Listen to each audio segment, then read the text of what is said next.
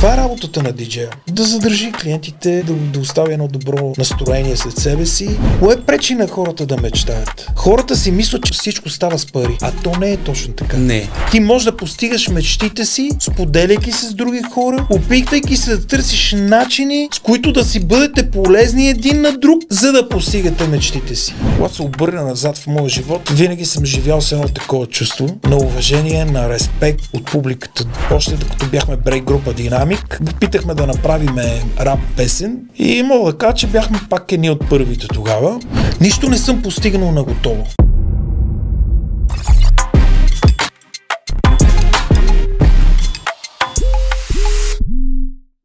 Здравейте, скъпи зрители! Отново сме с поредния епизод на Пътувай към мечтите с Дидо, подкаст, и днес имам един невероятен гост. Но преди да видите кой ми е на гости, нека да изгледаме благодарение на кого този каст стана реалност. Този епизод достига до вас благодарение на UG Media Studio. Ела и запиши твоя подкаст, работейки с невероятни професионалисти в уютна и приятелска среда. За повече информация или да отправите запитване, може да влезнете на техния сайт ugstudio.bg.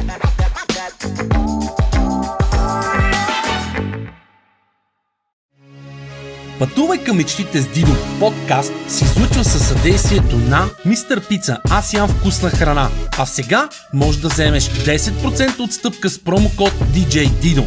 Drones.bg. Дронове за всички и всичко за дроновете. Вземи 2% отстъпка с промокод DJ Dido. DJ Dido.bg.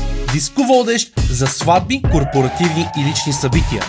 Повече информация за промокодовете ще намерите в описанието на клипа. А сега приятно гледане! Днеска при мен стои един изключително голям човек с голямо Ч. Човек, който е променил цяла музикална индустрия в България. Човек, който е еквивалент за успех и за развитие в няколко различни бранша. Човек, който е уважаван от поне 3 поколения. Човек, който е изключително близко до хората, с невероятно сърце, отдаденост и страст към музиката. Дами и господа, скъпи зрители, супер щастлив съм, че днеска при мен е DJ Станчо! Благодаря ти, Станчо, че прие поканата и си заедно с нас. Аз ти благодаря за представянето. Наистина се почувствах поласкан. Благодаря ти. Искам да ти кажа, че откакто знам за теб и това, което сме минали във времето, ти си човек, който си постигнал наистина много, направил си невероятни неща и вярвам, че всички твои резултати и успехи ще бъдат трамплин на страшно много хора един ден да повярват повече в себе си и да постигнат резултати. И нещо, което ти пожелавам, и аз си го пожелавам на мене си, някой на улицата да те спре, който в момента е станал прямо милионер, и да каже: гледахте преди Дидо в подкаста и ти каза неща, които ме амбицираха да постигна този успех. Дано се случи, дано. Дано се случи. Това за твоето предаване ще е чудесно. Да, благодаря ти, и аз съм сигурен, че страшно много хора, които следят и това, което правиш ти, ще бъдат любопитни да чуят нашия разговор.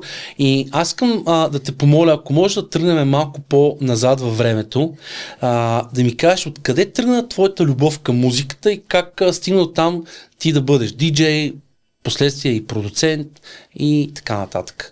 Каква беше твоята първа стъпка в тази област? Виж сега, да станеш музикант е дар от Господ. Има хора, които чуват музиката, има хора, които не я чуват. Аз съм от хората, които чувам музиката, като това не е някакъв комплимент, който си правя на себе си. Има хора, които танцуват алф такт, да. Ако ме разбираш какво искам да ти кажа. Да. Но има хора, които чуват музиката. И аз като малък, на подсъзнателно ниво, без да се усещам, явно доста добре съм чувал музиката и започнах да се развивам в танците. И тогава нямаше много клубове, дискотеки и така нататък, но някакси малко бяха хората, които се занимавахме толкова сериозно с говоря за брейкденс. Да. Тогава беше в Америка след 80-та година беше бума на брейкденс, който е част от хип-хоп културата. И по филми, по видеоклипове се появяваха танцори, които ми правиха впечатление и ние естествено се опитвахме да наподобяваме на тях. И още на 15-16 години попаднах в средите на едни от най-добрите режисьори тогава, Хачо Бояджиев, Ласка Минчева, като по това време ние създадахме брейк групата Динамик. Това беше първата брейк група в България. Малко хора знаят за това нещо. В принцип никой не говори, но историята не може да бъде изтрита. Брейк група Динамик беше първата брейк група в България, професионална, която танцувахме срещу хонорар. За да вземем хонорарите, ние трябваше да събираме в младежки домове, залички, да тренираме, да правим определени синхрони, нали, така че да може да запълниме примерно 5-10 минути и да бъдем атрактивни. Правеха се по младежките домове, тогава се правеха едни състезания. На едно от състезанията, дори не си спомня колко години съм бил, със сигурност съм бил под 16 години, спечелих първо място. И не мога да кажа, че съм бил кой знае колко добър, но изимитирах стената, нали? Знаеш стената, как имитираш стената? Така, и си местиш главата, и така. И спечелих. Това ми беше като един кикстарт. Направо ме изстреля в космоса, като ми дадаха първото място. Пак на подсъзнателно ниво, като ще ли реших, че аз съм избран за това нещо и започнах още по-интензивно да се развивам. И пак ти казвам, нямаше много хора, които просто нямаше информация. Информацията беше в тесен кръг от хора, които се занимавахме с това нещо. И тя идваше от видеокасетки, които идваха от чужбина, видеоклипове по MTV тогава. И така 85-та, 6-та, 7-та, 8-та, 9-та година ние с брейк група Динамик сме участвали в почти всички телевизионни програми, музикални такива събития, като Златен Орфей, Мелодия на годината. В НДК се правиха също много сериозни такива спектакли, в които задължително ние бяхме част от пъзела, за да може да се сглоби, нали, цялостното шоу. Освен, че имаше певци, имаше балети, нали, знаеш, стандартните балети с мадамите, с клинове и така нататък. Задължително за цвят слагаха и брейк група Динамик, защото ние бяхме атрактивни. Това е нещо супер ново за България тогава. За тогава това беше в България, ние бяхме първите. Даже покрай нас, където са ни гледали в провинцията разни младежи, покрай нас са се запалили много младежи да танцуват това нещо, този стил. А пък професионализма покрай Хачо Бояджиев, Ласка Минчева, светла им памет, който съм попил от тях, след това в бъдеще пък ме ориентира и да се занимавам по-сериозно с всяко едно нещо, с което се захвана. И пак ти казвам, бяхме атрактивни, защото правихме сложни, нестандартни неща. И доста често се случваше примерно да направиш някакъв флик-флак и при приземяването да счупиш сцената, примерно, което не беше окей за режисьорите, за организаторите. А имало ли случаи, дето някой се е контузвал по-сериозно в тия? Включително и абитюренски балове. Всяка година сме обикаляли на вечер по 4-5 хотела на абитюренски балове. И разбира се, по това време хонорарите бяха толкова добри и в сравнение с останалата част от обществото, че това ни даваше едно самочувствие и пак ти казвам, това самочувствие ние сме го превръщали в по-задълбочени тренировки, да ставаме все по-добри, за да продължаваме, нали, да се задържиме, както се казва, на върха на вълната. И така започнахме. Това беше периода до 89-та година. На 89-та година бях на 18 години. И въобще в моя живот и в историята на България 89-та е една емблематична дата, защото тогава се разпадна социалистическия строй, който беше прехода към комунистическия строй. Хората си мислят, че комунизма е нещо лошо, нещо не. Комунизма е висшата форма на социалистическия строй, в която няма класово неравенство, всеки работи според възможностите, всеки консумира според потребностите, нали? Но това е една утопия, която никъде по света не се случи.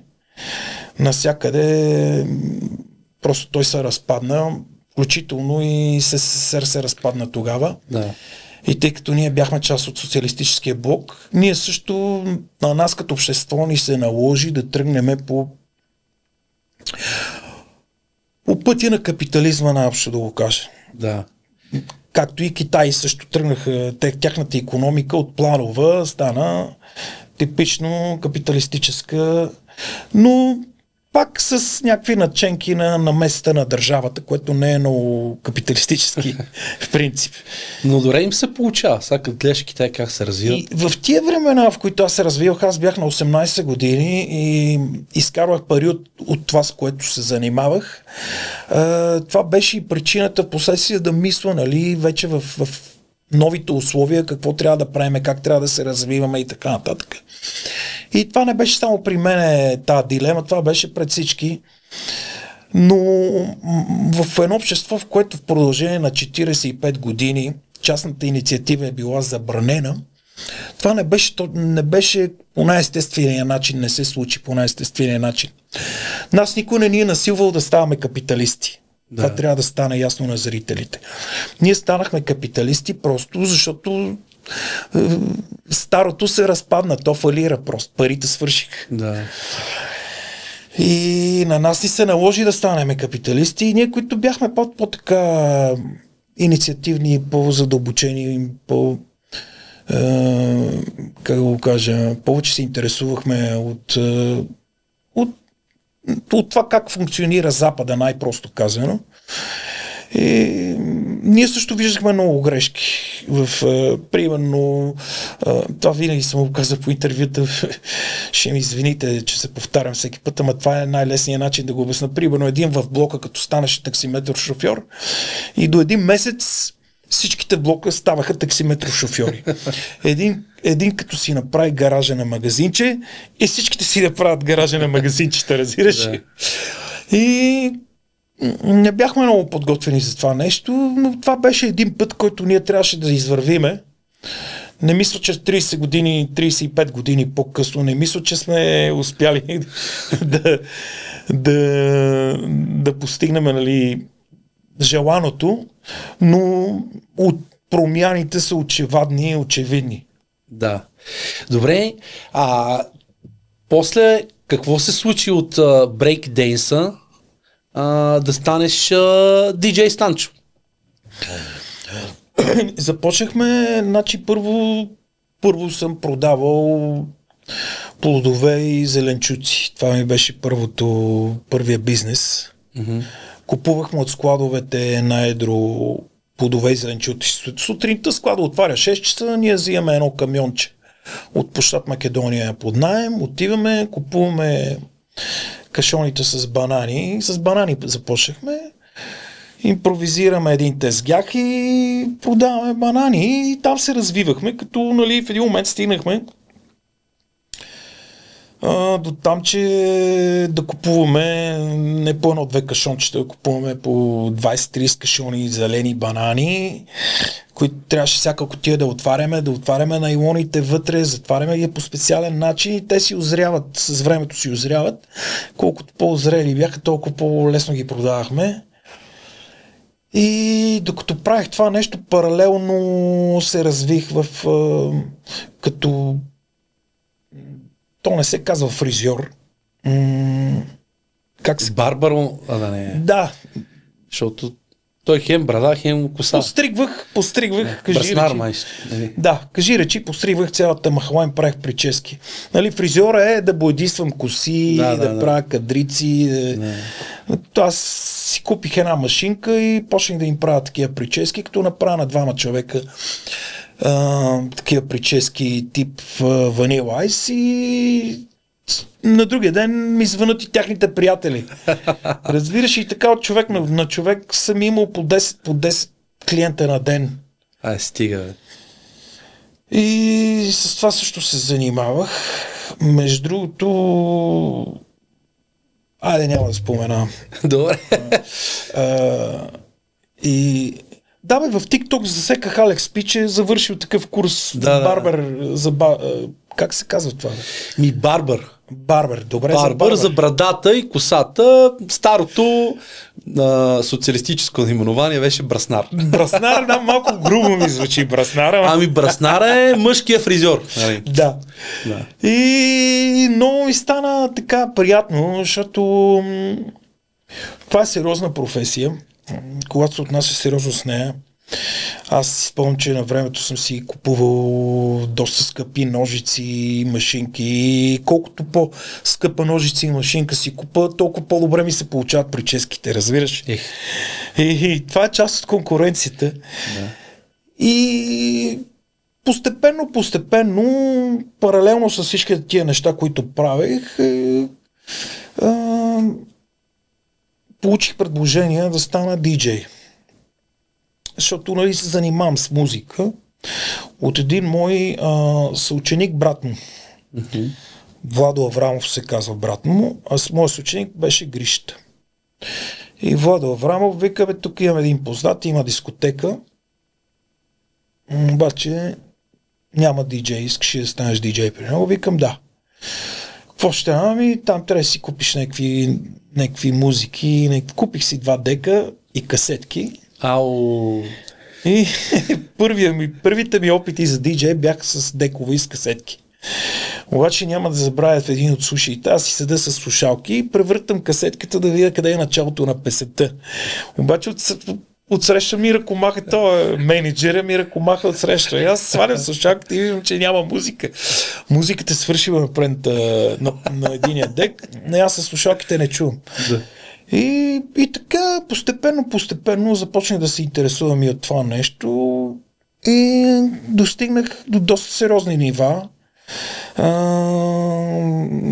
Нали, след касетките плочите бяха големия хит. 12-инчови сингли. 12-инчов сингъл означава, че на една плоча има по една песен в няколко варианта. Да. И 12-инчовите сингли бяха предпочитани за диджеите, защото бяха с по-дълбоки нарези на самия винил. Логично, нали, ако записам цял албум, примерно 7 песни или 6 песни от една страна и 6 песни от другата страна, за да ги събереш тия 6 песни, самите проречи са по-тънки и по-нагъсто. Да. А 12-инчовите сингли бяха с по-дълбоки прорези и по-широки и така по-трудно прескачаха в... Като удари бас. И като удари баса в клуба. И затова нашето предпочитание беше да си купуваме 12-инчови плочи. Това е, как да ти кажа, за уния времена това беше топа на топа. Не знам какъв пример да ти кажем, това беше Шампионската лига, разбираш. Аз до ден днешен, малко аматьорско. Да, до ден днешен виждам на някои места, където се продават още плочи. Най-вероятно и сега е топа, защото нали, новите технологии помагат, ама знам, че плочата си е... Върна се тая мода и се появиха наистина по времето, когато аз колекционирах винили, нямаше магазини в България. Имаше магазини, но се продаваха само плочите на Балкан Том, които бяха доста ограничени като стилове, като музика и така нататък. А сега, днес мога да кажа смело, че аз лично знам поне едно 5-6 места, където се продават винили в София. Да. Което за уния години нямаше. Аз за да си набавя винили в онези времена ми се налагало да пътувам в Гърция, да пътувам в Германия, Западна Германия, западната част. Там беше много по-развито това нещо. И естествено имах един братовчет, който живее в Америка. Той също ми изпращаше месечно, да речем, 12, 13, 15 препоръчани от магазина нови сингли. Да. И инвестирах много в това нещо и това ме правеше различен и на next level. Аз съм чул сега, не знам ти дали ще го потвърдиш за теб специално. Чул съм, че DJ Станчо голяма част от хитовете, първо той ги има и след 1, 2, 3 месеца вече и другите диджеи почват чак тогава да ги пускат, но ти винаги си имал едни от най-големите парчета, явно когато имаш канал за нова музика. Това чувство още от времето на танците, от времето на брейкденса не ме е напускало. Винаги да бъдеш първи, винаги да направиш първи нещо, което другите не са го виждали и го виждат за първи път и казват браво! И това чувство и до ден днешен си на същия принцип направих и лейбъла. Просто нямаше други, казах аз ще бъда един от първите кучи. Имаше други, но не бяха така, как да кажа, на такъв мащаб, в който аз развивах моята дейност. Нали? Всеки беше по някакъв начин зависим от някакъв разпространител, друг лейбъл и така нататък. Нали? Какво искам да кажа? Да, искам да кажа, че това чувство да пуснеш някаква песен и да видиш как публиката не реагира, минават 2 седмици, пуска същата песен и ще се избият на дансинга. Да. Това чувство е уникално. Уникално. Така че аз, когато се обърна назад в моя живот, винаги съм живял с едно такова чувство на уважение, на респект, на одобрение така от публиката и като танцор, и като диджей, и последствие като продуцент. Защото Sniper Records аз не съм стандартния, нали, аз имам опити за първия рап в България. Още докато бяхме брейк група Динамик, опитахме да направим рап песен, която да е типично, нали, за стила. Mm-hmm. Типично за стила си. И мога да кажа, че бяхме пак едни от първите тогава. На мене се падна честа аз да изпея текста и да го напиша текста. Целта на тази песен беше още преди 89-та година.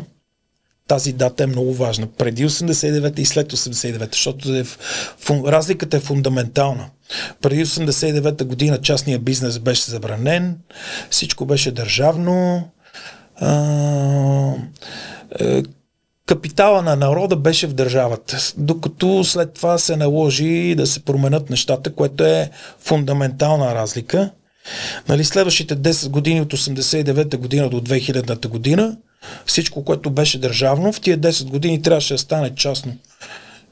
В голямата си част, повечето от случаите не беше много законно.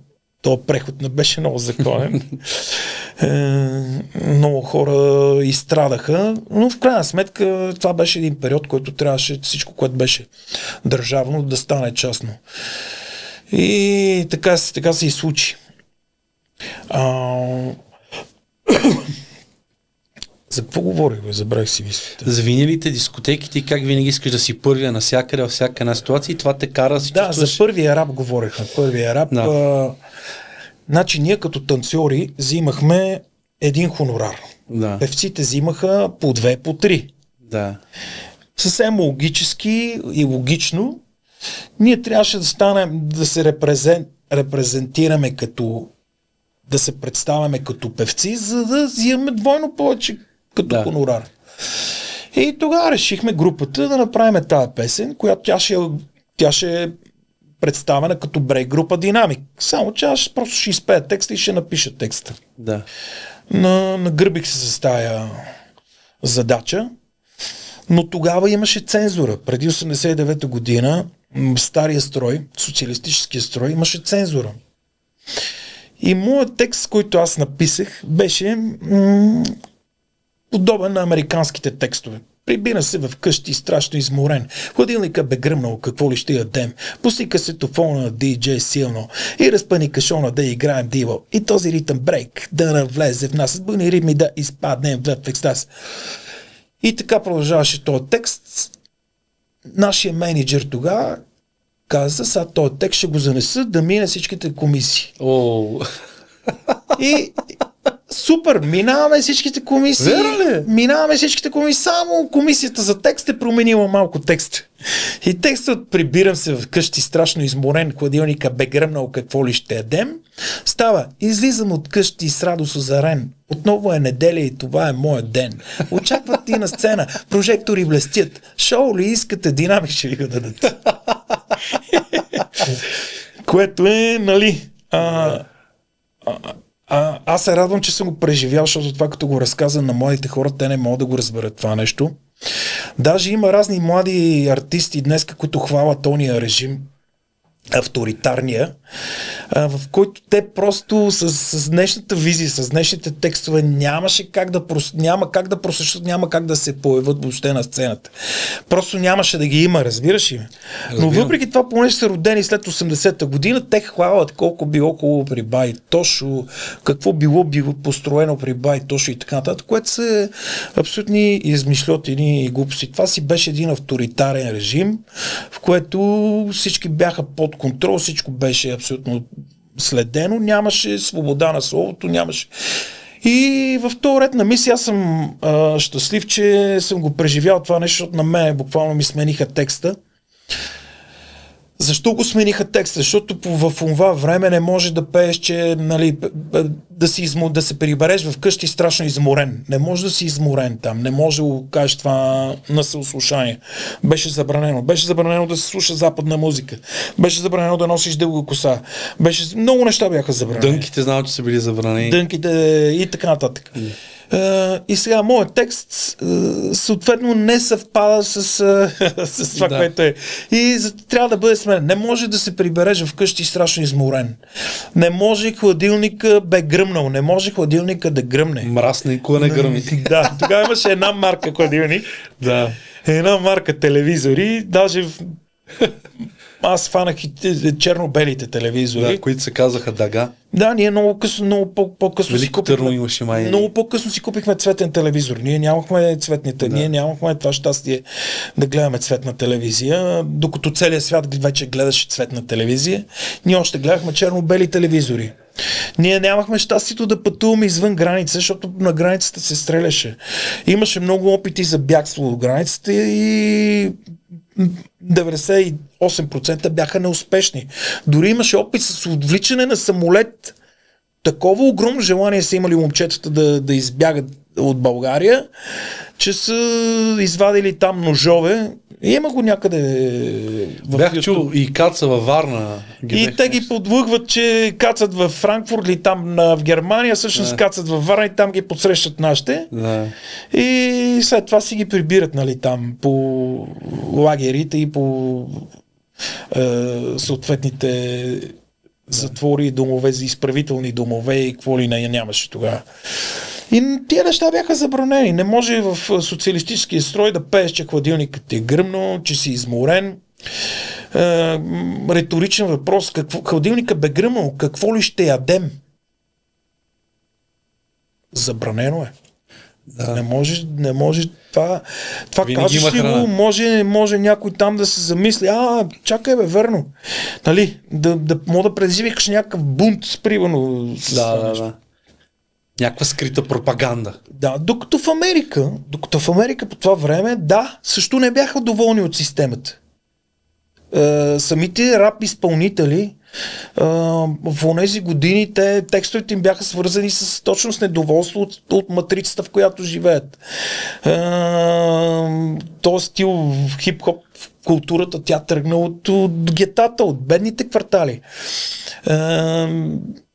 Самия Тупак, текстовете му, Public Enemy и има страхотни текстове, които са на, как да кажа, на масите, които се борят за равноправието си, за място под слънцето, дето се казва.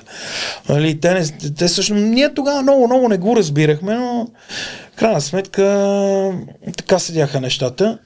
Смениха ми текста, пуснаха песента по телевизията, иначе няма как да я пуснат песента по телевизията. Пуснаха песента по телевизията, спечели там първо място на някакъв конкурс. Обаче, добре тръгнахме, обаче комунизма се разпадна. И трябваше.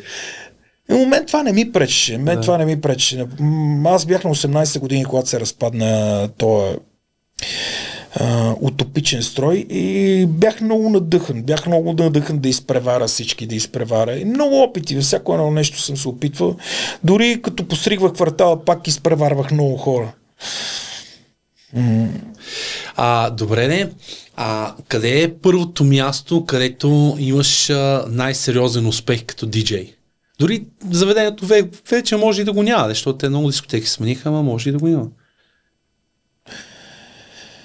Виж, аз бях забелязан от собствениците на клубове. Тогава, след 89-та година, клубовете също започнаха от нулата, кажи речи, да се развиват и да придобиват, нали, да настигат световните стандарти в този бранш.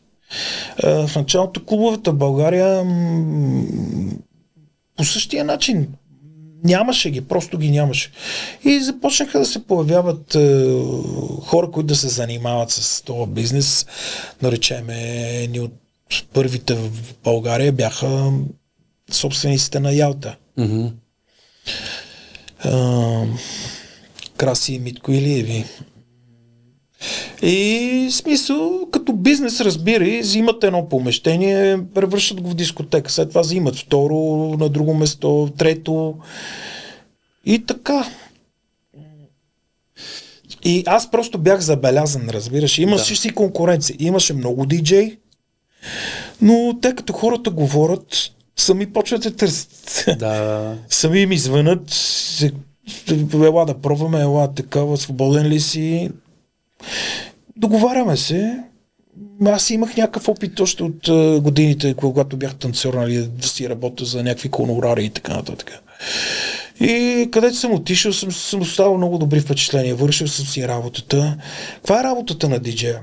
Да задържи клиентите, да остави едно добро настроение след себе си и на следващия път пак да искат да се повтори това нещо. Аз съм те виждал как бачкаш на пълна дискотека и как бачкаш, когато няма хора в дискотеката. И мога да кажа, че и в двата случая си бачкаш на 100%. И се просто и мога да има. А за мен това според мен е най-силната част. Да има 10 човека и да ги накараш тия 10 да танцуват е истинската сила. Защото те като са 200-300, те няма къде да седнат и трябва да танцуват. Нали? И виждал съм просто как правиш хората и атмосферата и те се забавляват и в един момент това като тръгва като малва и те си казват и така се пълнат заведението. Тони Джи разказа, че ти си имал много силни моменти в Юлита, преди да направите съвместната работа в Домино. Юлита в Студентски град. Тя вече няма тази дискотека, ама... Тони Джи работеше в една емблематична дискотека в Ботевград, да. но в един момент там бизнесът му приключи. Дойде в София и пада на мене. Така? И казва, брат, никой не ми обръща внимание, с 2 малки деца съм, нямам работа, помогни ми, не мога да си намеря работа. Викам, спокойно, сега ще ти реша проблемите. Само искам да си спокоен. И естествено му ударих едно рамо и откакто съм му ударил едно рамо, той не е спирал. Помежду другото, той беше на гости и го каза това. Станчо тогава специално за Кампионе, вика, беше казал на шефовете, какво ви каже този човек, каквото ви обясни, ще го слушате много внимателно. Така вика ми беше послал, че всичко стана супер. Виж, много пъти се е случило това нещо, не е било само в Кампионе. 2 пъти, 3 пъти поне съм го вадил от, дето се вика, от кълта. Имали сме трудни периоди, карали сме се, нали, не сме били съгласни един с друг. След това пак сме се събирали. Но това е мечтата ми за свободен живот. По-добре да живееме в някакъв, как да кажа, свободен свят, отколкото да живееме в някакъв автократичен свят, в който всичко е, как да кажа, отгоре надолу по пирамидата. Виж, нека да го има този сблъсък, нека да ги има тия скандали. В това е... Аз мисля, че най-голямата ви сила е, че сте различни и всъщност те скандалите идват, защото сте различни. Но и в това ви е най-голямата сила на вас двамата. Значи, не знам дали съм ти разказал, но аз от село Искрец съм си фащал рейсчето до Своге, от Своге влака до София, да дойда на дискотека в София при вас и после да си тръгна с първия влак или рейс. Неко път заспивам и отивам до Горна Оряховица. И това не бях сам, това бяха страшно много хора и това беше в момента аз не познавам други колеги диджей, нали, може да ме извините, ако пропускам някой, но това, което правихте вие с Тони Джи едно време това беше много яко. Това беше надпреварата да не се отличаваме от напредналите държави в света. Да се доближиме до тях максимално. Това е било основна движеща сила в моя живот. Основна движеща сила. Да настигнеме свободния свят. Да ги настигнеме. И като начин на обличане, защото преди 89-та година нямаше тук никакви магазини за дрехи. Единствените магазини за дрехи бяха Кореком. Обаче, за да пазаруваш Кореком, трябва да имаш долари. Долари няма откъде си купиш. Разбираш ли? Да. И буквално долари имаха само хората, които работеха в много малък процент работеха примерно в Либия или в някъде им плащаха в долари.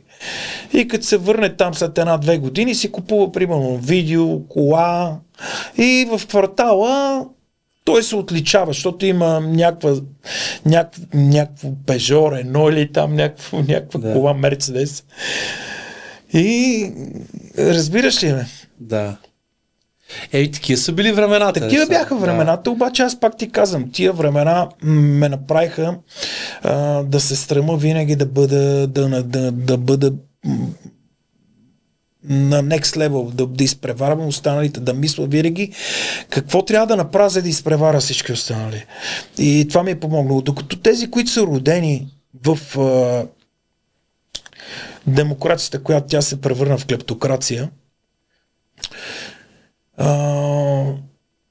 просто тия хора, как да ти кажа, те приеха това нещо за даденост. И клубния бизнес, и бизнеса с студията, и продуцентския бизнес. Те го приеха като някаква даденост, като че ли то е дадено свише. Не, ние си го създавахме от нулата, както и клубния бизнес го създавахме от нулата. И сме се стремяли, и сме следяли информацията, и сме ходили, и сме обикаляли, ходили сме на остров Ибиза, когато беше номер 1, ходили сме на остров Ибиза да обикаляме там клубовете, да виждаме, да попиваме, да видиме трендовете, разбираш ли? От Ибиза ли се родиха тия високите барове? Оттам също взехме разни светещи такива ледчета, светещи ледчета. Много неща, които сега никой не си дава зор да ги прави, да търси някакво. Просто ние бяхме родени в такива времена, в които се стремяхме да настигаме, винаги да настигаме. А тия, които се родиха на готово, в времената, които ние създавахме, те ги приемаха тия неща за даденост и естествено губеха позиции, губят участие, не можаха да осмислят, че тази сцена, тя не е даденост. Говоря за хип-хоп, за рапа в България,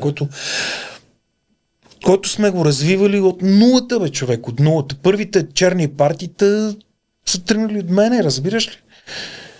А те в Домино ли бяха първите черни партии или преди това си правил партии? Фиолита правихме всеки експерименти, разбираш ли? Правихме и Drum and Bass партията правихме там. Само, че тогава се казваха Jungle. Аха. Тогава този стил той тръгна, като той в началото на развитието си беше Jungle. Интересно. Това се разви като А ти кога започна да се занимаваш и с скречинг? Защото и в това си много добър. Някакъв курс ли имаше от касетките ли пак? Не, заедно с трендовете на Запад, разбираш. Да. Там се развиваше това нещо и ние също искахме да не сме по-назад. Ние искахме да като дойдат тук някакви гости, да не мислят за някакви паднали от гората, изпаднали германци. Имаше един такъв лав. Да. който наистина, когато тук България се е развивала, германците наистина се изглеждали като изпаднали германци. Това си е по действителен случай. Да, аз така съм чул, идвали са в България да работят, да търсят работа, защото ние сме били доста добре. Преди 1944 година, ние имаме много сериозен бум. 1930 и нататък. Ние в Европа сме били доста развити. Тук сме имали самолетостроене, не един модел, няколко модела самолети. Вътрешни полети. Да, кина, фабрика за радиа, за радиоприемници, да го кажа. С такива български марки. Били сме много развити. Да, и аз така, даже има една книга точно за предприемачите в Storytel. Бях я слушал при известно време, забравихме името на този човек, но той е габровец и е направил една от най-големите фабрики за такана вълна и се учил в Англия и после тук и развил и било нещо много голямо. Милиардер? Да. В Габрово, нали? Да. Забравих му името. И аз му забравих името, ще ме прощавате, ама ако се сетиме, мога да напишете под коментарите, човек наистина е много велик. Добре, и как се роди идеята да направиш студио? Нямаше, бе, човек. Нямаше такъв модел. Нямаше такъв продуцент, който да вади дискове и да ги репрезентва по този модерния начин. Нямаше дискове с надпис Advisory Parental Lyrics. Предупредителен стикер на диска, че има нецензуриран текст. За времето си това ни се струваше много демократично, много, разбираш ли ме? Има някакви нецензурирани думи, описано на диск. Да. Ако си го купиш, си предупреден, разбираш ли ме? Да. Че езика е уличен. Да. Че може от време на време да има някоя псовня или някоя нецензурирана дума. Съответно на Запад последствия направиха и започнаха да ги издават песните в два варианта. Радиоверсия и клубна версия. И клубна версия. Радиоверсията, всичките думи са цензурирани с нецензурни думи са цензурирани с пеги и са пропуснати, докато в оригинала си е оригинала. И зависимост от предпочитанията, което също е окей за едно общество. Това са някакви неща, които винаги са ме впечатлявали още от малък. И така го направих, че нямаше. Тогава, примерно, едно парти в клуб се рекламираше с един бял плакат, на който има нарисувана една чаша с една сламка, примерно. И някакви листенца там, някакво цвете, разбираш, това беше визията за партито. Значи спомням си, че вие правихте много яки радиореклами. Те бяха буквално, даже много от хората помнят и тази песничка Вторник вечер, черно парти в Домино. Остата тръгна от нашите партита. Ние му дарахме това самочувствие. Дори в първите му песни са записани при мен с най-прекрасна устата. И пак ти казвам, аз то лейбъл не съм го направил на всяка цена на всяка цена да спечела. Както ти ми сподели преди подкаста, че нали, идеята ти с този подкаст не е на всяка цена да постигнеш някакви милиони зрители и така нататък. Просто искаш да го правиш, интересно ти е. А докъде ще стигнеш вече, то по пътя... Божа работа. По пътя винаги се появяват новите идеи, в които ще ти бъде интересно да се развиваш и да насочиш нали, развитието на този подкаст. Така че... Плакатите бяха много яки. Рекламата. Сега, знам, че ти имаш и една костенурка. И съм чувал, че с мегафон на морето през нея... Тя не е една. Аз имах преди нея 4-5. Верно ли? Да, говорим за Volkswagen костенурка, а не за костенурка животното. Значи всеки един Volkswagen костенурка, който съм имал, е бил свързан с вечните ремонти, вечно сваляне на двигателя, смяна на бутала, ризи, глави. Ама тия части не са оригинални, трябва да са оригинални германски, затова ти е гръмнал двигателя. Търсим оригинални части, Разбираш, и в това търсене на тия части, там също имаше много, как да кажа, като намериш някоя част да пише Made in Germany, все едно си изкопал някакво гърне с злато, разбираш? А как... Нямаше, не се продаваха, нямаше ги. Много трудно как реши костенурка, Защо толкова много ти скефи? Какво ти кажа? Имаше някакви филми, такива летни филми. Хърби имаше едно. Летни филми, такива, дето карат сърфове. Имаше някакъв тренд, такъв тинейджърски, дето разбираш, дето ти си млад човек, обаче караш някакъв стар автомобил, който той се чупи, ама не ти, нали си млад, ти си го поправяш там, амбициран си, не си някакъв възрастен чичка, дето да кара някакъв скъп мерцедес, въпреки че костенурките в повечето случаи излизаха колкото 2 мерцедеса, разбираш. Да. И последната ми костенурка беше кабрио. Това е вече върха на върха, топа на топа, нали? Както винаги. Търсил съм я с години, накрая попаднах, купих я от един от Русе, някакъв пич от Русе купих. И там също следващите, откакто съм я купил, следващите примерно 4-5 години са били ремонти, бои, ръжди, премахване, възстановяване, нали, както това предаване, където беше по MTV. Pimp in my ride. Точно, купуваш някаква стара кола и я превръщаш в някаква нова модерна. И това е, как да ти кажа, тогава в духа на нея години това го имаше. Да си млад човек и да фанеш някакъв стар автомобил, да го тунинговаш, да го... нали сега вече не, сега младите душа не се интересуват от такива стари автомобили. Днеска младите, примерно, искат да карат последната Г-класа. Ако може веднага. Ако може веднага. Да, и тати да я купи или мама да я вземе. Това. Да. Ако тата и мама не я вземе, те са обявени за най-лошите на света, за хората, които за какво сте ме създали, бе? За какво, ако не може да ми осигурите този живот? Да. И едни обвинения, има го това нещо. Доста хора имат проблеми с това нещо. Значи, сега ще споделя нещо. Аз 7-ми клас някъде започнах да се интересувам от музика. И майка и татко ми купиха един кастофон с CD отгоре. Да. И аз исках да имам дискове. И казвам, искам дискове. И майка ми казва, аз на твоите години съм съдила дръвчета в горското прайс. И не ми даде пари. И аз 7-ми клас започнах да бачкам. Бях общ работник на един строеж. Купих си дискове и лека по лека започнах да правя дискотеки на класа в училището, в село. Да. И много се кефех и в един момент лека по лека започна да се събирам дискове.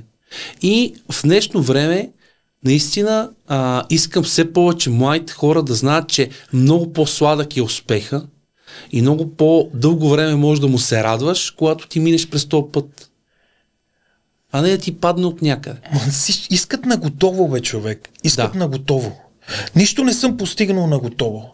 Значи, за да си направя една съвременна обложка на диск, която да прилича на западна обложка, Аз съм търсил контакти с млади хора, като Роската Пикасо, който тогава беше едно младо момче, и за да го накарам той да ми нарисува, той е художник. Да. Един от най-добрите, които съм срещал в живота си. И за да го накарам той да ми направи някаква готина концептуална обложка, която да е, как да кажа, да не изглежда по-зле от трендовете, които са в момента, които са най-добрите в момента, най-новите албуми на най-добрите на Запад певци. Аз не винаги съм имал пари да му плата директно за работата му. Обаче аз винаги съм търсил начини, нещо, което да го заинтригувам. Дали ще му предложа да ползва студиото, да си запиша собствена песен, да ползва някакви часове безплатни или да си доведе някой приятел, който да ги ползва тия часове. Винаги съм търсил, когато нямам възможност да плата, търсил съм някакви варианти да си постигна целите по други начини. Чрез бартер, чрез някакви обещания, аз ще ти направя това, после аз ще дойда ти изкопая, примерно, градината или да ти ремонтирам колата или каквото идея, разбираш ли ме? Аз спомням, идвал съм много пъти в студиото и много ти благодаря, че винаги си се държал супер близко и аз съм се чувствал като у дома си, като идвам там. Нищо, че никога не съм бил певец. Нали? Да. Аз съм човек, който преди го помагаше на Тони Джи. Юли беше човека, който пък е с теб. Юли по същия начин. Да. Юли по същия начин. Той, за да си запише албума, трябва да отиде в някое студио, да плати. Да. Аз казвам, няма да ходиш в това студио да плащаш, ще си го запишеш албума при мене. Ето, аз ще ти дам неограничен брой часове. Ти пък ще ми помогнеш за това. Ти ще запишеш албума на този. Юли Джи е записал едно 80% от албумите в Sniper Records. Да. За което аз съм много благодарен и това момче се разви до ден днешен, като му гледам начина на мислене, като му гледам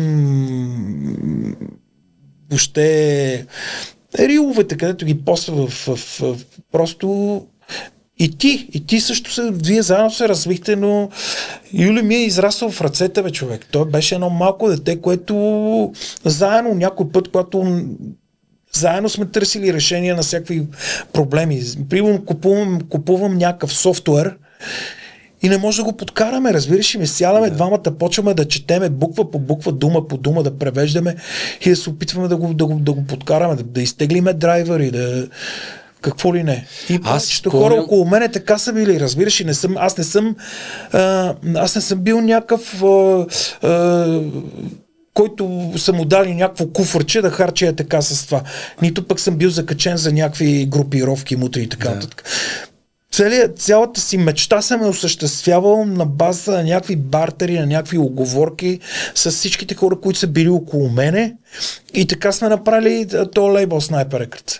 Кажи речи, като съмишленици, като идеи, аз им давам едно, те помагат с друго и така го създадахме този лейбъл. Но направихме нещо наистина, което нямаше тогава.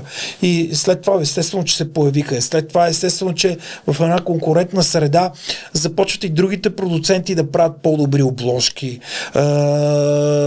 Почнаха да си слагат стикери по дисковете с предупреждения за мръсни думи и така нататък и така нататък.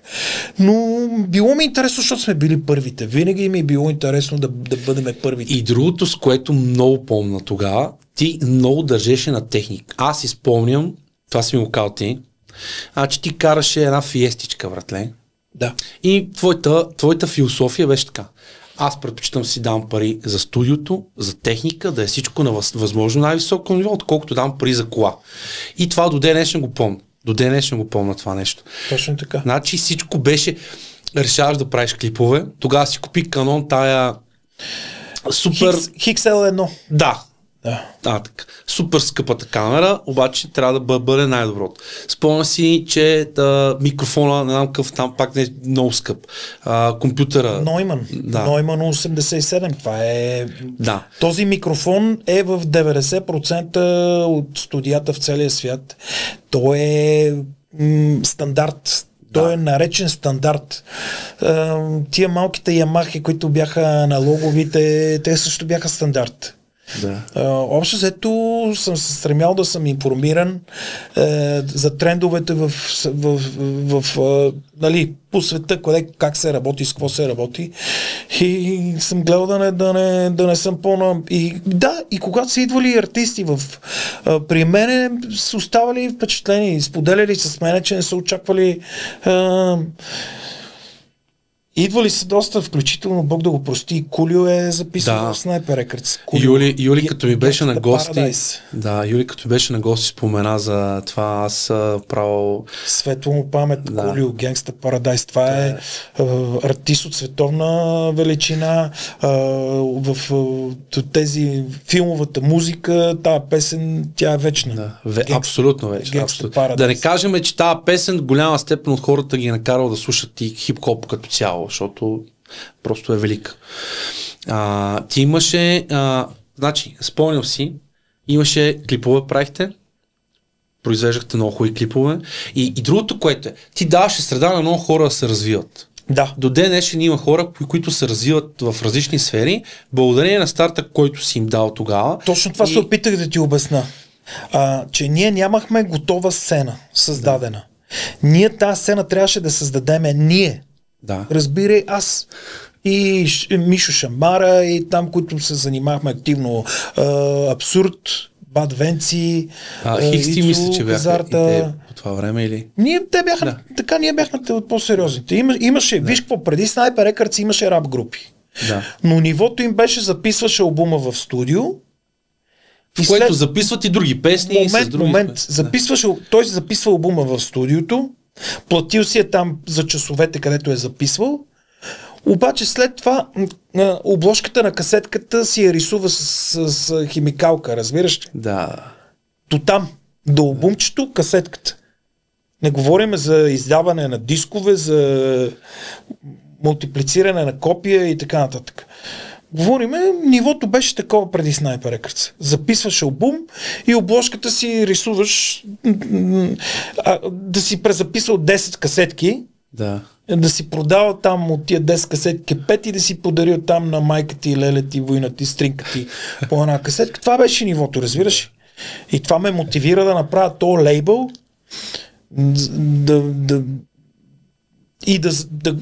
да го създам като един затворен кръг. И съответно, естествено, с апетита идва и яденето. Или с яденето идва апетита. И в двата случая е вярно.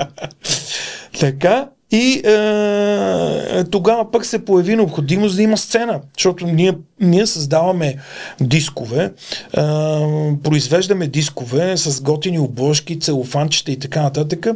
Разпространяваме ги чрез разпространителска фирма в магазините в цялата страна. Обаче след това тия артисти трябва да тръгнат по участие. И първите рап групи, които тръгнаха по участие, това бяха Абсурд. Ние ги канехме с Тони Джи в Студентски град. Да. Помна. На хонорар 100 лева. Стига. Мишо Шамара от Варна сме го канали да му платиме пътя, да му платиме хотела. 100 лева. Така бяха първите хонорари. Да. Разбираш ли? Да. И после вече в последствие след 97 година, 8 и 9 тогава вече започнахме да развиваме и тая сцена постепенно, малко по малко, стъпка по стъпка, както първите черни партита ти казах, че съм ги правил аз. И беше много трудно, където и да отидеш в клуб на собственика да му кажеш да направим едно черно парти. Той тия, за какво са ми тия некви дечурлига тук? Ние се стремиме към скъпата публиката, която ще харчи пари, а не некви деца тук да събираме. Хубаво да, ама ние като напълниме една сряда в конкурентна дискотека и той собственик почва на следващия ден звъни, ти какво ще кажеш да направим едно парти тук? Аз нали идвах при тебе и ти се молих, ама вече партито го правим на другото място. Да.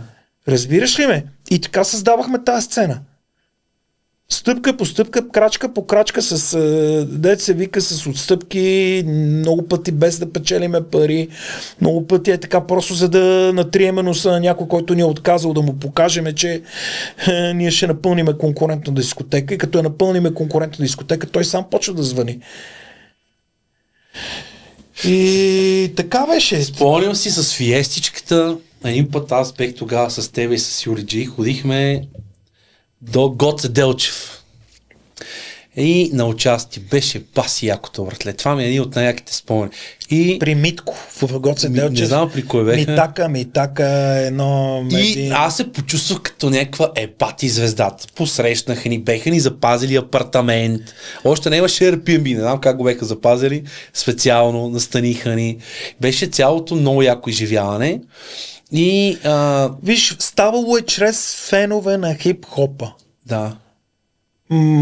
Дали ще са фенове на баскетбола, дали ще са на рапа, дали ще са фенове на хип-хоп културата, както беше митачето от Гоце Делчев. Той е фен на баскетбола. Да. До ден днешен го гледам, че от време на въпреки, че има семейство, деца и така нататък, от време на време си снима клипчета. Как си... Да.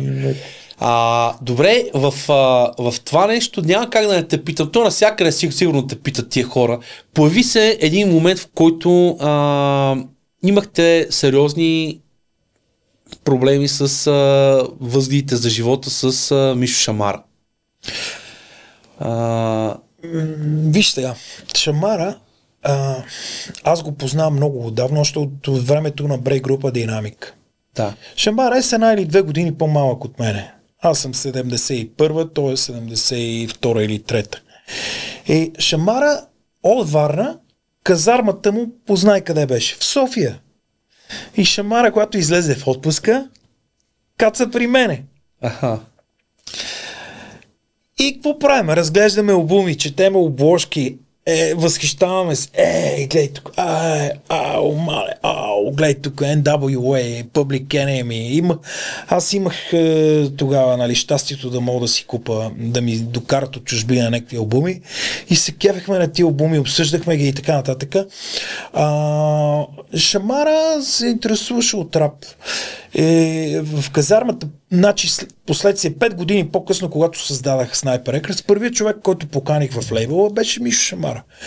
Но той пък имаше и то идея да си развива във Варна нещо като лейбъл, защото ние се интересувахме от тази култура, от тази западна култура. Ние се интересувахме от хип-хопа като цяло.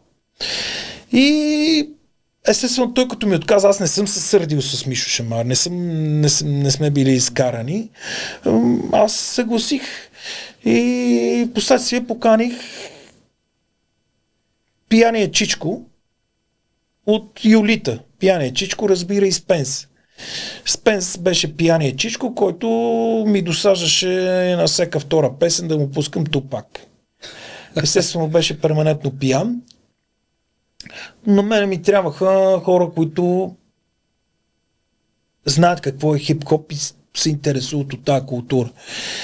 И така в началото не сме били някакви много близки приятели, обаче когато ми потрябваха такива хора, така реших да го привлека Спенс към лейбъла и така му направих първи албум, защото той пък имаше и някакви текстове. И конфликта се получи от една фраза гумен педал или син кучи, който Шамара каза, това е за гумени бави, не знам си какво. Той беше ли така или изобщо не беше така? Въобще не ме е интересувало, разбираш. За мен тогава беше лейбъла, беше идеята, която ме вълнуваше. Да. Албумите, които ми предстои да издам, ми беше идеята, която... А пък, че някой нещо не харесва в текста да ми субай, да ми нарежда, да ми заповядва, дори да е Мишо Шамара, дори майка ми да е и баща ми да е, няма да се съглася, разбираш, защото аз тогава си имах собствена визия, собствено виждане за нещата, как да си развивам, нали, работех много, работех на 3 места и от 3 места парите, които ги събирах, аз си ги реинвестирах в това нещо, разбираш. За мен беше важно да издам албума. А пък недопустимо е, нали, някой да ми се обади да ми каже, тук има някакъв текст, който първо, че гумен педал или син кучи въобще не означава, че никъде не се казва, че е за гумени глави и така нататък. Yeah. Но така или иначе това стана повод за напрежение, за скандал. Спенс предложи да го махнеме, да го изрежеме. Аз като Зодия Козирог тотално отказах, викам, абсурд, това няма как да се случи. Албума ще го издадеме в автентичния му вид, както е издаден. И до ден днешен не съжалявам, че е така, защото ако бяхме сменили текста, до сега ще да се говори, ето го оригинала, пък ето го това, което е пуснато и така. Както каза за динамик. Точно точно ти щеше да направиш това, което е правил строя. Против, точно така. Мене това ми е било мечта, да живеем в някакъв свободен свят, в някакво такова. Да, нека да има конкуренция, нека да има недоволни, нека да има. Но някой да ти забранява, някой да ти нарежда. Махни го, защото да не става такова. Дай сега тук да не се караме, виж какво, няма такова нещо. Аз като продуцент съм издал автентичните, запаметил съм автентичните текстове от онези години. Аз и да умра утре, след 100 години, това, което аз съм запечатал в тия дискови и съм запаметил, то ще остане. И ще говори за времената, които са били тогава. Като слушаш тия текстове, като знаеш годината, в която се е случило, съответно ще си направиш съответните изводи, ще мога да разчетеш времената, в които нещата, които са ги вълнували тези тинейджери, които са били запечатани в тия албуми, разбираш ли? Да. Аз тук, понеже следа и Шамара, какво правят с Дидо и с Валю Кита, и в момента сте в добри отношения, нали? Няма никакво. Перфектни отношения с Шамара, да се чуваме постоянно. Много готин човек е. Аз искам да ти кажа, че моята първа среща с него беше, когато Юли и Владо записваха парче с него в Варна. Паля Мерцедес. И тогава супер голям пич беше. И сега ще ти кажа нещо, ако някой път гледаш Шамара това да го знае, аз съм изключително благодарен. Братле, останахме без пари във Варна. И Юли вика, какво ще правим? Сега викам, взимай пари от Мив Шамара назад, ще му ги връщаме по почта. И човека ни даде пари да се пребереме до София. Много готино. Но имаше един такъв момент, който пък от друга гледна точка, според мен, аз така си мисля, не знам, тази конкуренция и тази надпревара пък извади много големи хитове и на двата лейбъла. Абсолютно, това е доказателство, че аз тогава взех правилното решение. Защото, нали, след моето решение, наистина изпаднахме в един конфликт, в който буквално навсякъде си правихме някакви кални номера. Нали? Разбираме се, ще правим песен, примерно, за България. Ние правим песента, в която участват, нали, примерно 12 човека и чакаме 13-тия Миша Шамара да дойде от Варна, да си запише неговия върс, да завършим песента и да занесем в телевизията, да я пуснат, разбираш ли? Да. Шамара вика, идвам, пристигам, чакайте, половин час съм при вас и след половин час ние пускаме телевизията, Шамара от предаването си представа неговата песен за България. Разбираш? Той ни кара да го чакаме, обаче докато го чакаме ние, той вече е в телевизията и си е занесъл негов вариант на песента. И ни е изпреварил. Но виж какво, аз с Шамара си говоря много често. Той в момента е 51-2 годишен чичка и е толкова зрял стъпил на земята след опита, който има и семейството му и всичко е, разбираш, той е постигнал абсолютно всичко. Има прекрасно семейство, прекрасни деца, сина му в момента направи един хит на една американка, която подписа договор с някой от големите лейбъли, сега ще излъжа точно кой е. Но сина му продуцира битовете на тая мацка, която подписа договор с този лейбъл. Така че той в Америка продължава да се развива и да се чуваме, да си говорим съвсем нормални неща. Обикновено си говорим за политика, защото ние на тази възраст от какво да се интересуваме? Интересуваме се, като сме били по-млади, сме се интересували от други неща. Коли, мамоли, жени и така. Сега се интересуваме от политика. И двамата се интересувам от политиката. Готини, аз гледам и какво правят нали, като някакви нови парчета. Едно от любимите ми за това Дърти сме да пели. Много забавно парченце, много яко са го направили. Добре, как нали, в момента си решил да се развиваш? В каква посока?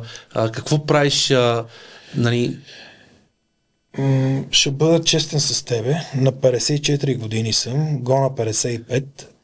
И в момента живота ми е свързан с здравето ми. Постоянно усещам някакви болки в кръста, в колената, постоянно паза някакви диети.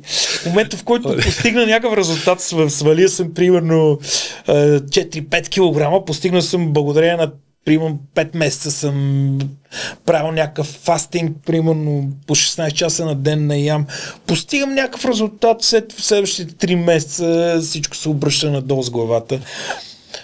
Протича ми покрива, примерно.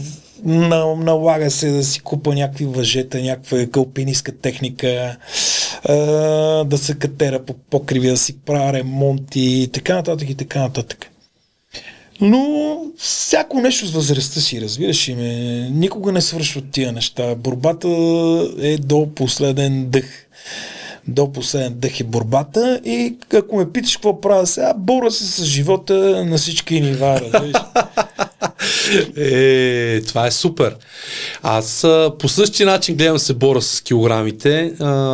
Работя по въпроса, защото имам чувство, че всеки момент Уизер ще ме таксуват за 2 места. Ама вярвам, че щом сме тръгнали в тази посока, се замисляме. Виж сега, с тия продукти, които рекламираш, ти наистина би трябвало да изглеждаш доста по... Значи, или не ги ползваш правилно. Виж са, проблема с продуктите наши къде е?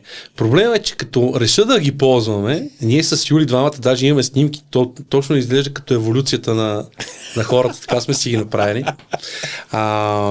Имаме резултати. Проблема е после. Да. Като забременяхме 2 пъти с жената. Да. Тогава беше много тегаво. Разбирам те, бе, човек, разбирам те, така е. Винаги аз точно това казах. Постигам някакъв резултат, правя 2 крачки напред, след това 2 назад. Пак правя 2 крачки напред, пак правя 2 назад. Но това са и проблемите, борбата с теглото, като при тебе. Ти също не си много млад. Около 41 съм някъде. 41, да. Млад си, ама все пак не си в разцвета. Не е като едно време. Още нямаш моите проблеми, ама има време. Да, хубаво е да подготвим нещата от сега.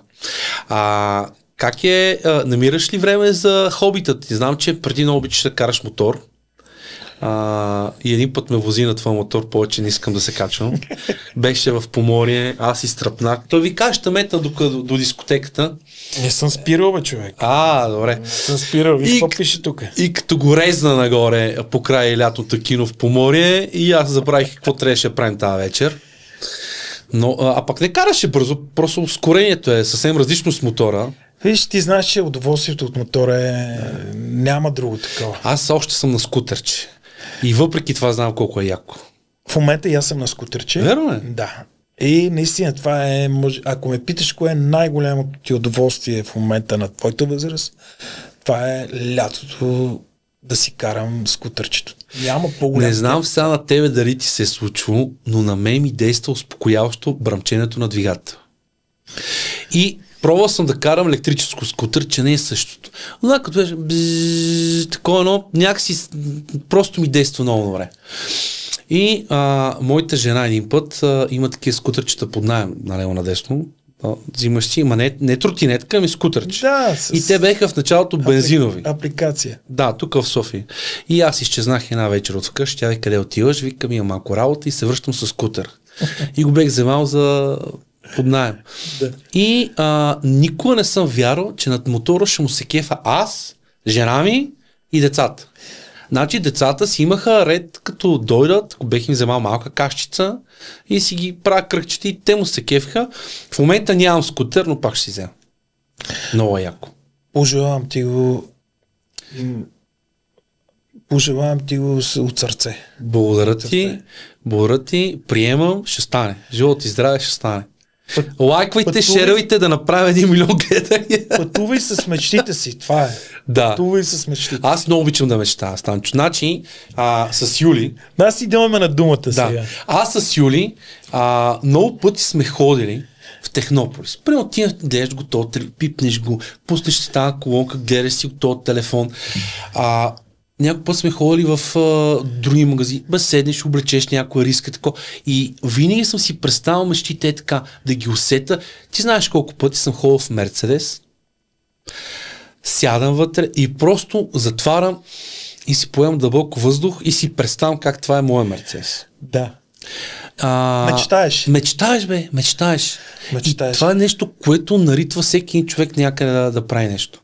И аз в момента, като си говоря с теб, виждам, помежду за първ път чувам за динамик и брейка, това не съм го знал никога. Малко хора знаят за това нещо. Да, и за бананите, и за постригването е нещо ново. Малко хора ги знаят тия. Благодаря ти, че го сподели. Това е просто как по пътя към твоите си мечти, ти си правил нещо, което можеш тук и сега. Ще дам примери с мене. Как аз се появих в Домино, в Алигатор тогава беше. Виж, само искам тук да вметна едно. Да. Кое пречи на хората да мечтаят? Хората си мислят, че всичко става с пари. А то не е точно така. Не. Ти можеш да постигаш мечтите си, споделяйки се с други хора, опитвайки се да търсиш начини, с които да си бъдете полезни един на друг, за да постигате мечтите си. Абсолютно. Абсолютно. И когато и намерите общи интереси, започвате да правите точно нещо. Така. Какво стана? Аз съм ви голям фен, разбираш. На тебе и на Тони Джи, ходили сме, сега винаги ни пращаха на третия етаж, защото сме сигурно не толкова платежоспособни, но там пък се виждаше най-яко цялата дискотека. Беше много добре. Юли е в моето училище. Запознаваме се с него и той ме кани една вечер в Краш. Тогава вие бяхте тръгнали за морето и го бяхте викнали той да пуска музика там. И аз отивам, запознавам се с него и започвам да се кефа на цялото това нещо. И там има един пич, който много се кефише на всичко, танцуваше и последствие дойде в Домино, Франзелът, да снима с камерата. Да. И тогава свършва лятото и Франзелата ми каза: в Домино търсят осветител. И аз сега по принцип не искам да съм осветител, искам да съм диджей, защото Юлката ме запазил да бъда диджей. Обаче мене ми е по-важно да съм в Домино при вас и не ми пука дали ще бъда осветител или диджей, разбираш. И отивам и така дойдех при вас и това беше на мен една от мечтите, да работя с вас като екип и беше едно от най-яките време. Аз ходих на работа вечер, на другия ден ходих да спа в часовете. Но пак ходих на училище, защото аз бях ученик тогава. И беше супер яко, че имам възможността да бъда до такива хора като теб и Тони. В днешно време хората не оценяват, че когато си до някой, който може да те научи нещо, те не го оценяват това. Аз искам да кажа на всички. Аз и, по парите изобщо не са фактор.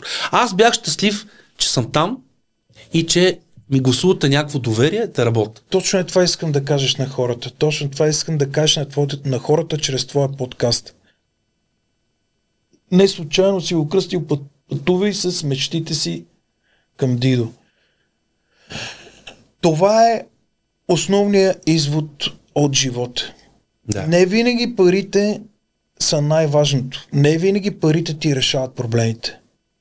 А това, че мечтайки, срещайки се с повече хора, възможността някъде да си допаднете с някой, да си колаборирате, да направиш бартер, аз на тебе ще ти направя това, ти на мене пък ще ми направиш това. Това е начина, в който без пари, но когато си с мечтата си, може да постигнеш всичко. Абсолютно. Абсолютно е така. И другото нещо, което също е много важно, хората трябва да знаят, че не трябва да забравят тези, които са били част по пътя и винаги да им се отдава почет и уважение към хората, защото аз съм изключително признателен и на тебе, и на Тони Джи, макар че двамата сте коренно различни, двамата сте ме научили на различни неща. Тони Джи ме е научил как да оцелявам с една супа и 8 фили хляб. Ти си ме научил на щедрост. Пълна, като бяхме един път във Варна. Станчо плати хотела, Станчо плати ядене, Станчо плати пътя, всичко. И това не може да бъде истина. Имал съм себе си. Беше наистина невероятно време и съм много благодарен, защото просто... Друго нещо, което ти си ми го казал, пак го помня до денеш. Дръж се като звезда и ще бъде звезда. Така беше и в студиото, човек. Да. В студиото не винаги съм печелил. Много пъти съм записвал момчета, за да им осъществам мечтата. Да го видя, че е усмихнат, да го видя накрая. Дори последната ми песен в Снайпер Рекърдс беше едно такова момче от Благоевград. Да. Младо момче, в смисъл, не знам дали имаше 20 години.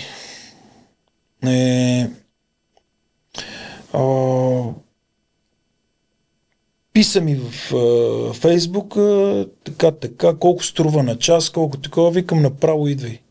Имаш ли текст? Имам текст. Имаш ли, знаеш ли какво? Да, знам. Ето го текст, ето го това. Викам, идвай. И му записах песента без пари, разбираш? Да.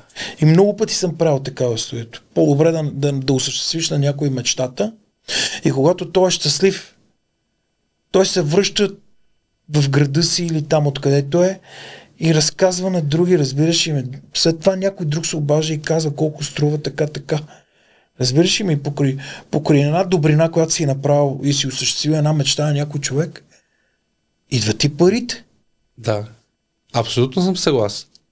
Аз имам подобен случай с мой приятел, не ми е много близък, просто познат, айде така да кажем. Човека нямаше пари за сватба, да си плати за диджей хонорара. Аз му го направих само си плати бензина да отида, разбираш? Да. Обаче хората, които бяха на това събитие, поне 3 или 4 сватби ми изкочиха на реални хонорари, които да си взема. Ето, на това съм те научил. Да. Абсолютно съм съгласен с теб. Имаш ли си в момента някое любимо занимание извън мотора и грижата за себе си, някакво друго хоби, за което не знаем?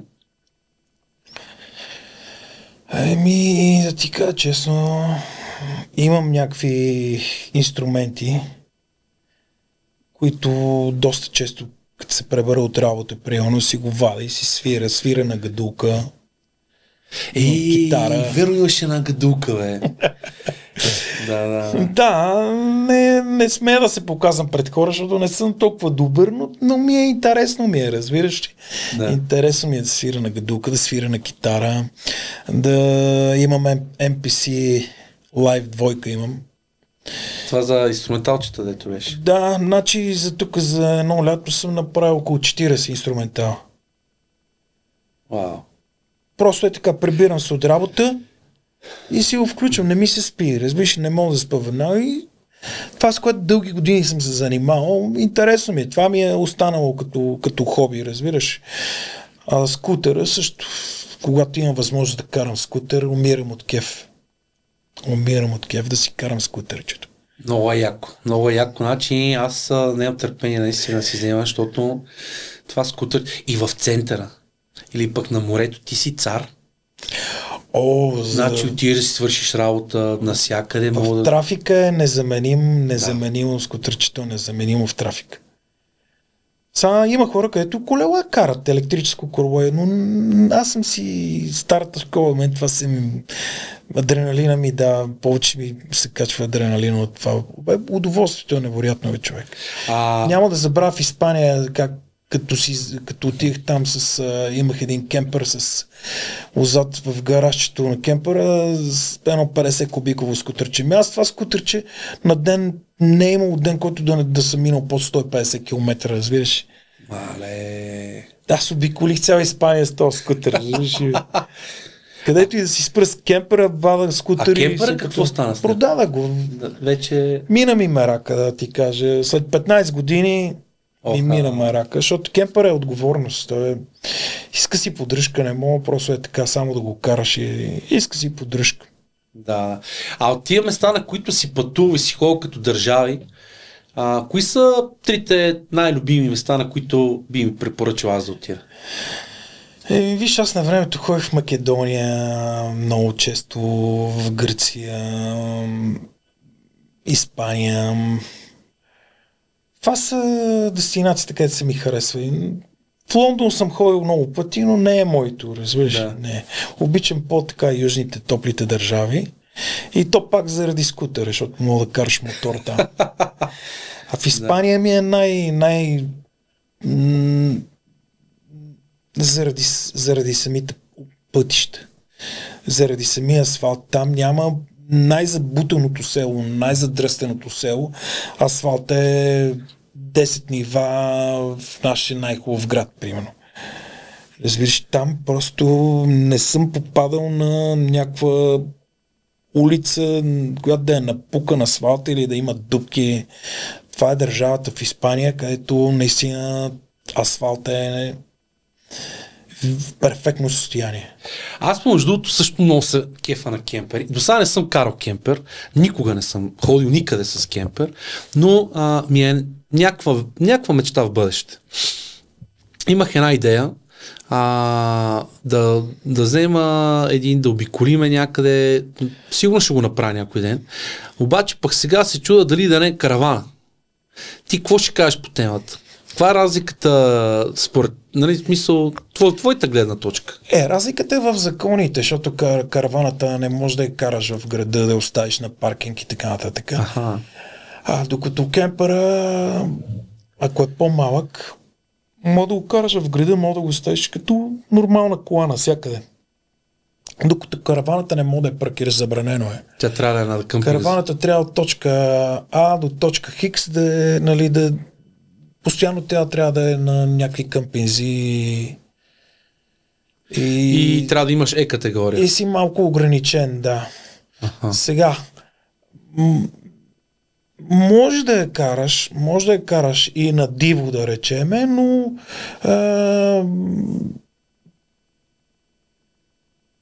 може да я караш на диво. Примерно да ходиш с караваната на риба и пак ще дойдат да те чарчат, ще дойдат там. Имат си начини, в момента в който те видят с караваната, ще дойдат да ти вземат там таксата. Колкото е там, 20-30 лева на вечер и така нататък. Но в града е забранено, не може да я паркираш караваната така между колите на паркинга и така нататък. И това ще ограничи. Ако кемперът ти е повече от 7 метра, също не е много препоръчителен, защото не можеш да влизаш в градовете. Трябва да избираш предварително маршрутите 100%. Защото ако влезеш в някакво, примерно селце в Гърция, и стигаш до някакво пъти ти минава през някаква уличка, която ти в един момент не мога да вземеш завоя, разбираш, задницата се изнася и ще събираш огради, коли, каквото намериш там, всичко се събираш. Аз мисля да е по-малък и сега това, което се чуда, дали отгоре да е с аутковен ли беше? Алковен, да, или без. Това е също, защото някои така форми. Ако ще е за къмпинзи само, може да си позволиш и по-дълъг, нали? Пътуваш по широкия път, стигаш до къмпинга, влизаш вътре и там се разполагаш на широко. Да. Но пак ще е ограничен в градовете, в по-малките, по-тесните улички. Ако си вземеш някакъв по-къс кемпер, това вече ще освободи да мога да си пътуваш, да мога да си спокойно да влизаш и в тесни улички и да си правиш заводчетата без задницата да си изнаш. Защото в дългия кемпер 7 метра, както беше моя, задницата отзад е 2 метра се изнася. 2 метра са тук до там. 2 метра не са малко. И трябва това да се съобразява. В завоя тия 2 метра ги виждаш така. Да. Ако уличката е тясна, буквално няма къде да си изнесе кемпер, разбираш. Маневрите по някой път може ти отнеме часове да минеш на косъм от някъде. Да. И от тази гледна точка наистина ако си взимаш кемпер, вземи си по-къса база. Ако по възможност Ако е зимен пакет, ще е по-добре, защото ще може и зимата да го кара, защото зимния пакет е с двойно дъно, водата не замръзва, има си специални подгреватели за водата и така нататък. Ако нямаш зимен пакет, ако не е с двойно дъно и ако не е пригодена за зимни условия, не може зимата пък да го ползваш. Ще го ползваш само там лятото, когато можеш. И ако и зимата ще ти замръзва водата и ще имаш проблеми. Ще ти пука тръби вътре и така нататък. Не е добре. Ще вземем зимен пакет, бе, живот и здраве. Това ми е една мечта, която... Зимен пакет някъде Норвегия, там са тия... Да. Има и такива каравани, зимен пакет. Караваната също може, но нали ти казвам, там си ограничен, примерно като минаваш през малки градчета, през малки такова, по-сложно. Няма къде не мога да спреш с караваната някъде, разбираш, примерно на улицата, както спираш с колата. Да. Ако си с кемперче, примерно 6 метра, може да спреш където си искаш или 5,50. Ако си с бус е още по-удобно. Обаче пък ти като си семейство, 4-членно семейство, е добре все пак да имаш някакво пространство. Алковена е добре. Отгоре си има спалничка. Отгоре си има спалня с стълба. Защото пък тях съм ги гледал, те са, даже има и 6 места от тях, нали, като такова, повече пространство има и по-високо така изглежда като влезеш. Местата е малко, как да ти кажа, това е малко рекламен трик, защото ти в едно пространство 2-3 не може да забиете 6 човека, разбираш.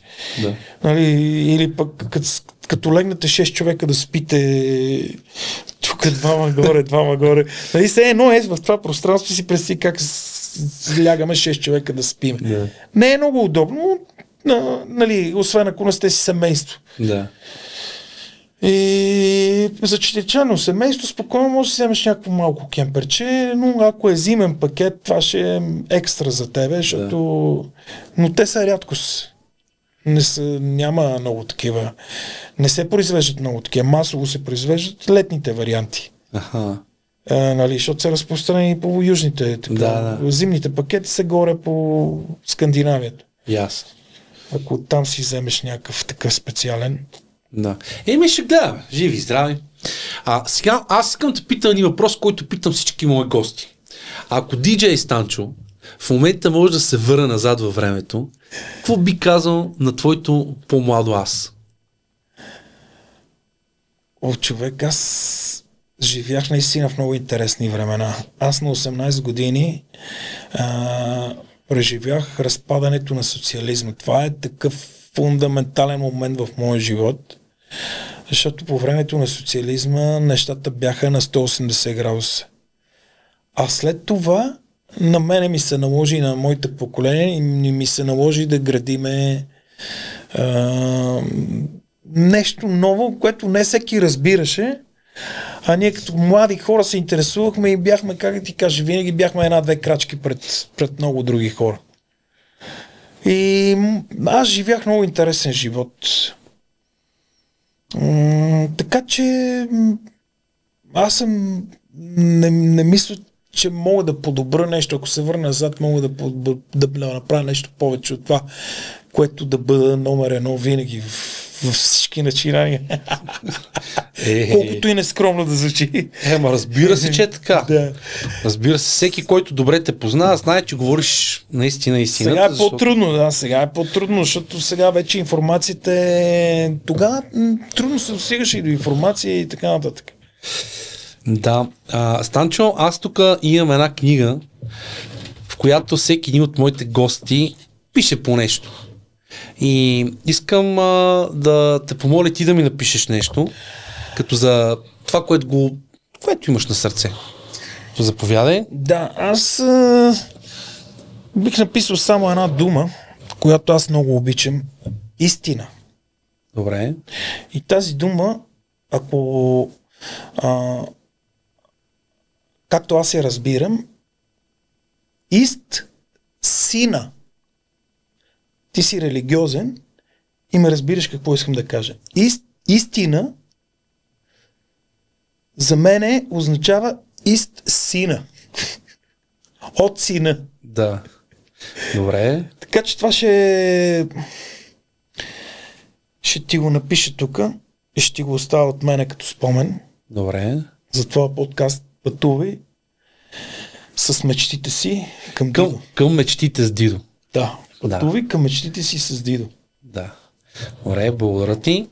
Докато DJ Станчо пише, аз искам да помоля всеки един от вас, който му допада това, което правим, вижда ценност, да лайкне, да сподели, да напише своите коментари и да не забравяйте да цъкнете и към банката, за да може да получават известия за всички наши нови видеа, които ние постваме и създаваме. Друго нещо, което Станчо искам да ти кажа е, че в подкаста имаме една малка традицийка гостите да донесат някакъв малък подарък. Донесъл съм ти. Верно ли? Два подаръка са ти донесъл. От предишния гост, който ми беше, това е Боби Павлов. Той също е в музикалната индустрия, един млад композитор, много добър мой приятел. Той е донесъл една книга. Книга на Марк Твен. Афоризми и анекдоти. О май гад! Това е за теб. Заповядай. Ето тук с пликчето. Супер! Да, от кого е това? Боби Павлов. Боби, благодаря ти. С удоволствие ще си я прочита, когато имам време. Да. Чудесно занимание. Ами виж какво. Аз съм донесъл нещо, което си купих вчера. Така. Но това са едни добавки, магнезии, Да. които са необходими за всеки, който и да ти е гост, той ще си ги употреби с удоволствие. Добре, благодаря ти. И другото, което съм подготвил, е една помпичка Така. Type-C, която може да се зарежда в контакта с Type-C и с което мога да си помпа гумите на колата, който и да ти е следващия гост. Супер. Предполагам, че тя ще ме е полезна. И двата подаръка са избрани така, че да бъдат полезни. Да, мерси. Ежедневието. Добре. Вие не забравяйте да гледате и следващия епизод, за да видите кой ще бъде моят гост, на който ще дадем тези два подаръка от DJ Станчо. Много ти благодаря още веднъж, че беше мой гост. Нямам търпение да видя кой ще е следващия гост. Толкова много неща така си казахме и вярвам, че в бъдеще пак ще се виждаме и пак ще си говорим, дай Боже, по някаква национална телевизия. И така. Нещо за финал, което искаш да кажеш на зрителите? Да им кажа да не спират да мечтаят и че мечтите ще ги доведат до правилните избори в живота. Добре, благодаря ти. Благодаря на всички вас. Довиждане и до нови срещи. Обичам ви. За мен беше чест.